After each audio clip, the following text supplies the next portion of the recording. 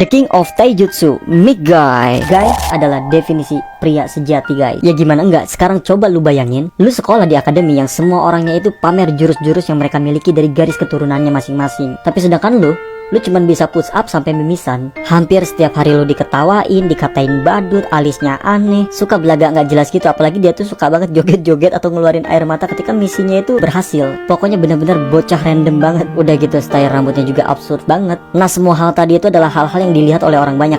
Tapi ada yang tidak mereka lihat. Mick Guy itu latihan sampai tulangnya itu retak demi mengalahkan takdir yang masih bisa dirubah. Karena takdir itu ada dua, ada yang bisa dirubah, ada yang tidak bisa dirubah. Yang tidak bisa dirubah itu seperti kematian dan sebagainya macamnya. Sedangkan yang bisa dirubah itu adalah kalau lu terlahir sebagai keluarga yang biasa-biasa aja, lu bisa kok besok jadi orang yang kaya raya.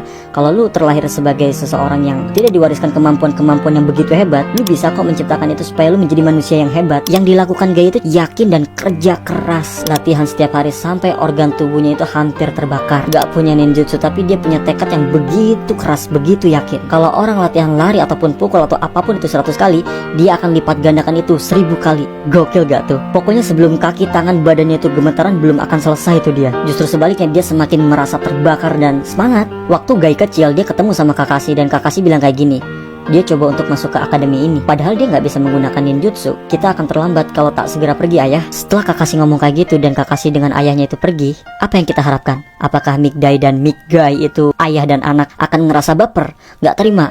No. Lu mau tahu jawabannya apa? Guy di situ malah tersenyum sambil bilang, namamu itu Hatake Kakashi kan? Dan ini benar-benar di luar nurul banget ketika lu udah direndahkan. Dan jawaban dari Mick Guy adalah, terima kasih atas dukungannya Kakashi. Udah gila nggak tuh kan? Gila, segokil itu Guy. Di situ Guy benar-benar ngajarin ke kita banget bahwa tidak ada satupun orang yang bisa ngelukain hati lu kecuali jika lu mengizinkannya. Jadi kalau ada orang yang merendahkan kita dan kita memilih untuk sakit dengan perkataan itu, ya kita akan sakit. Tapi kalau misalkan kita tidak memilih untuk merasakan sakit dengan perkataan itu, ya kita nggak bakalan sakit. Dreams of journey, tidak ada satupun orang yang bisa merendahkan diri kita kecuali jika kita yang pertama kali merendahkan diri kita. Gokil. Di situ Kakashi sama ayahnya itu kaget banget, terutama Kakashi. Dia kaget banget. Nih orang dihina malah nggak tumbang, malah bilang, "Makasih, Bang."